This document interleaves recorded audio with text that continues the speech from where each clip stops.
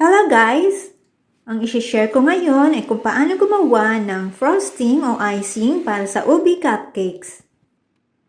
Ang mga sangkap nito ay cream cheese, salt and butter, condensed milk, ubi flavoring, at vanilla extract.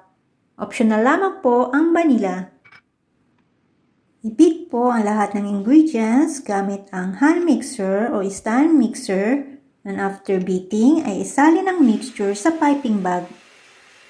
Kayo na po ang bahalang mag-decorate o maglagay ng dekorasyon sa cupcake at ang ginamit kong piping tip ay 1M.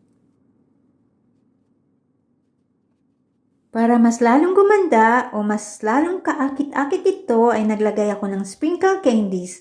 Optional lamang po ito at kung gusto nyo po itong pang business ay pwedeng ilagay sa box.